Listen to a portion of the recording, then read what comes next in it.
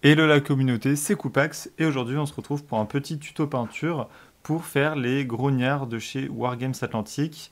Alors moi je les utilise comme garde pour mon inquisiteur, je les peins avec cette espèce de vert émeraude et en fait surtout en contraste. Et donc aujourd'hui je vais vous montrer comment je l'ai fait parce que c'est une méthode qui va très vite et ça pourrait vous servir. Donc là, il y a le modèle avec le fusil, les modèles avec les armes spéciales. Vous voyez que je les différencie par la couleur du cordon sur leur chapeau. Et c'est à peu près tout, hein. Et le fait aussi qu'ils aient des masques à gaz et pas juste un visage découvert. Alors attention, c'est pas une peinture très détaillée, hein. L'objectif c'est de les peindre rapidement vu que c'est de la piétaille et que ça meurt assez vite.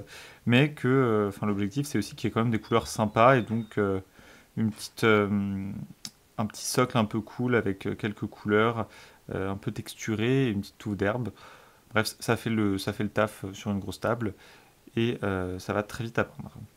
Alors là, aujourd'hui, on va s'attaquer à une arme spéciale, donc un plasma encore une fois, et je vais vous montrer tout de suite les couleurs que je vais utiliser. Donc ce sera beaucoup de contrastes, du Guilliman Flèche, du Black Templar pour les parties d'armure ou les bottes, du Skeleton Horde pour le crâne sur le socle, et le vert sera fait avec l'Aeldari Emerald, que j'utilise aussi pour les yeux de mes Fire Angels, et c'est une couleur que j'adore. Elle existe aussi chez AK avec le Emerald, alors c'est pas du contraste, hein, c'est une peinture classique acrylique et c'est très pratique parce que ça vous permettra de corriger vos erreurs avec cette peinture. Chez AK, j'utilise également le Rusty Gold. Donc c'est un métallique très sympa et bien couvrant que j'utilise sur certains détails de la figurine. Je vous montrerai tout ça.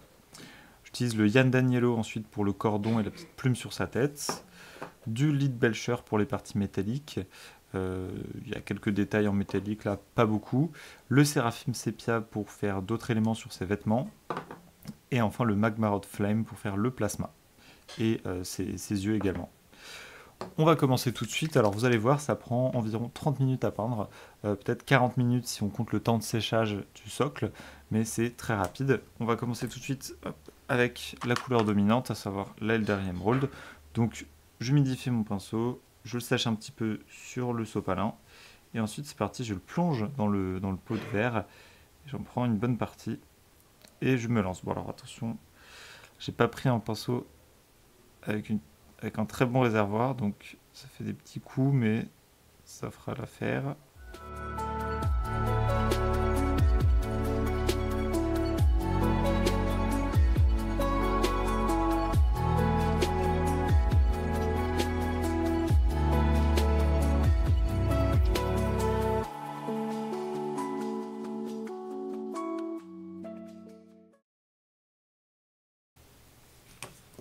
Une fois qu'on a fini avec l'Aeldari Emerald, on va passer, donc, alors je dis Aeldari Emerald, mais vous pouvez utiliser n'importe quel contraste, hein, pour faire sa cape. Bien sûr, c'est mon schéma de couleur, n'importe lequel marche. Et d'ailleurs, j'ai oublié de préciser, pour la base, moi j'ai fait un zénithal, donc une sous-couche de noir, puis une sous-couche de blanc venue d'en haut pour faire un petit peu déjà les ombres.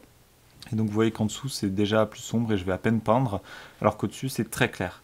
Je pense qu'une sous-couche complètement blanche peut marcher également, ou bien même du dry brush, donc vous faites en noir et ensuite vous dry brushez en gris puis en blanc.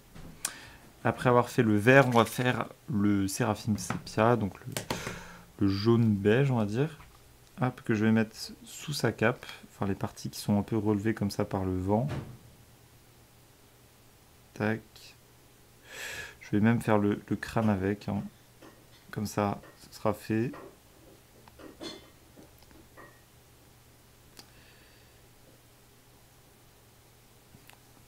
Ok. Là, ce côté aussi.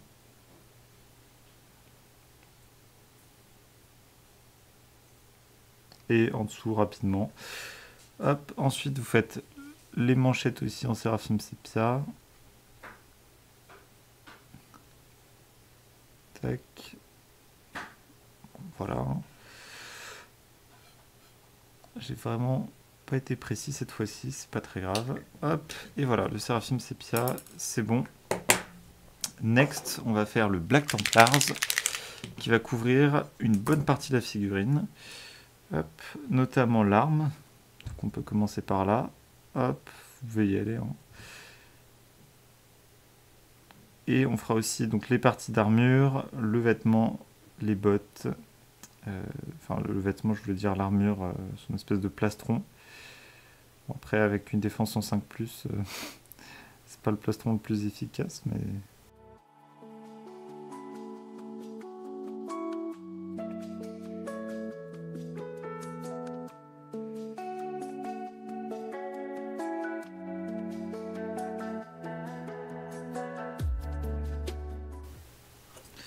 Bon, alors là, j'ai fait un peu des saletés, donc on met un peu d'eau sur son pinceau et on repasse vite avant que le contraste ne sèche.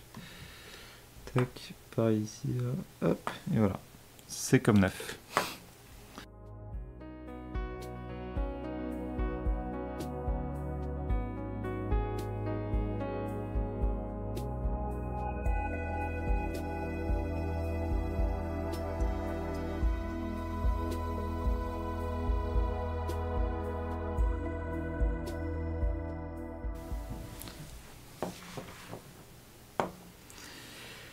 Ensuite, on fait tout son plastron pareil en bloc Templars.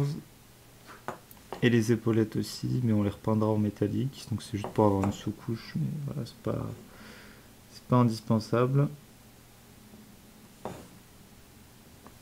pouvez aussi faire la petite sacoche en bloc Templar. J'essaie vraiment de limiter le nombre de couleurs hein, pour que ça aille plus vite. Hop.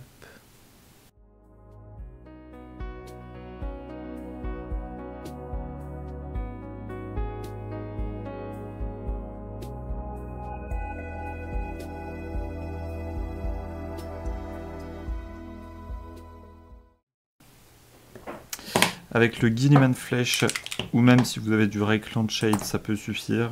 Vous allez faire les mains. Alors il y en a qui ont aussi des visages et des couverts, mais lui, comme il a un masque, on voit pas ses mains. Donc hop, un petit coup de Guilliman sur chaque main.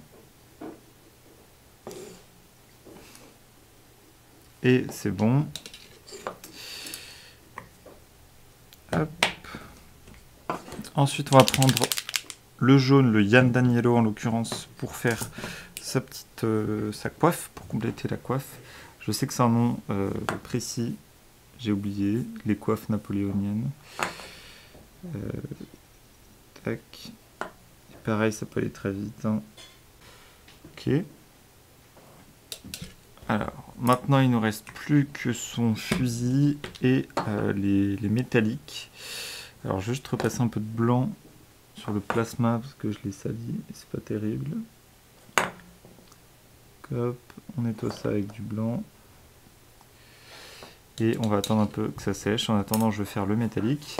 Alors, un petit coup de lit de Belcher. Par-ci par-là. En l'occurrence, ce sera sur ses épaulières. Hop.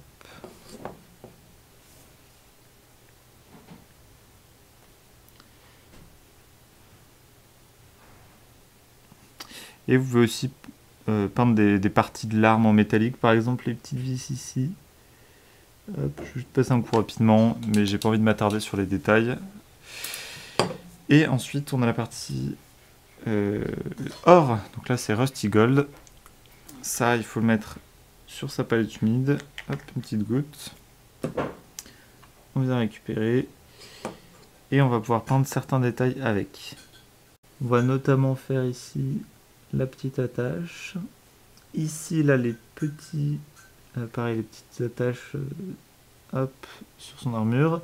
Le crâne sur le genou, pareil, c'est du métallique. Et également, ce qu'il y a là, sur le... ce que j'ai pas en jaune, vous pouvez le repeindre, là, c'est une petite partie métallique aussi. Et maintenant, il ne reste plus que deux couleurs. Ça va être, enfin plus que deux endroits à peindre, ça va être le Magma Heart Flame que je vais mettre sur son plasma. Vous pouvez le faire en bleu si vous préférez les plasmas bleus, je comprendrai. Hop.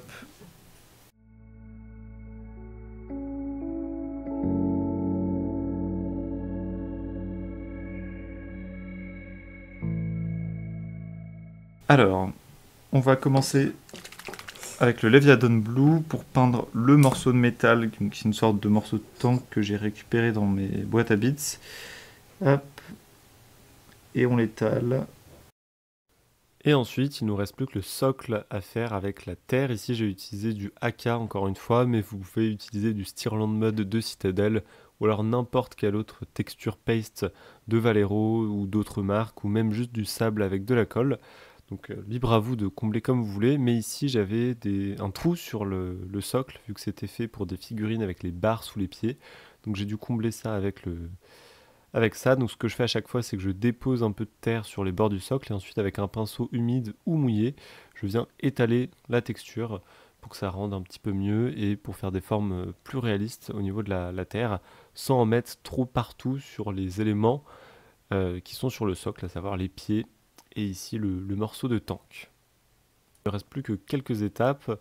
La première sera de faire un dry brush sur la base et ensuite on pourra faire avec une peinture noire. Moi j'utilise le matte black de Army Painter qui marche très bien, sans le diluer pour qu'il reste bien opaque, qui me permettra de faire le contour du socle. Et ensuite moi j'utilise ce trio de couleurs pour faire du dry brush sur la base et donc donner un petit peu plus de relief à cette terre. Et je compléterai le tout par une petite touffe d'herbe un peu desséchée, ce qui donnera ce résultat que je trouve vraiment sympathique. Enfin, moi, c'est mon socle par défaut, on va dire, quand je sais pas quoi faire. Donc, j'ai beaucoup de figurines qui sont soclées comme ça.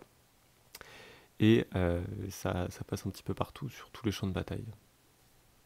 Et voici le résultat final. Donc, on voit que c'est pas très très détaillé, mais il y a pas mal de couleurs, c'est sympa. Il y a un thème. On retrouve du jaune sur ses vêtements, sur son chapeau, dans l'herbe, et au niveau du socle également. Et voilà, ça vous donne une petite idée, même si vous le peignez complètement différemment. C'est vraiment une figurine rapide à peindre et assez satisfaisante parce que vous en avez beaucoup, mais ils se peignent tous très vite. Donc très rapidement, vous pouvez vous retrouver avec des groupes de 10, de 5 peints et qui rentrent bien sur la table, vraiment. Merci Wargames Atlantique de faire des petits grognards comme ça, ils sont très sympathiques à regarder. J'en profite pour vous annoncer un partenariat avec le site Lootbox, qui est un site français, une boutique en ligne qui vend des figurines, alors pas de Games Workshop, mais du Dungeons and Lasers, mais surtout des peintures et du matériel de Wargame, des jeux de rôle également. Nous, c'est plutôt les peintures qui vont nous intéresser parce qu'ils vendent du AK Interactive. Il n'y a pas beaucoup de boutiques qui en vendent. Donc c'est sympathique d'avoir des références comme ça, surtout qu'ils sont moins chers que Wargame Spirit. Donc le petit pot de 18 ml est à 2,75 au lieu de 2,90 chez Wargame Spirit. Et surtout, vous avez 5% de réduction avec le code que je vais vous afficher à l'écran ou juste en passant par le lien d'affiliation que je vais mettre dans la description, sachant qu'il y a 5% de réduction pour vous et 5% du prix total qui va m'être reversé donc pour soutenir la chaîne. Donc si vous voulez soutenir la chaîne sans dépenser spécialement plus, bah c'est l'occasion. Je vous mets tout ça dans la description, n'hésitez pas si vous avez des questions. Et sur ce, je vous dis à la prochaine et vive One Page Rules!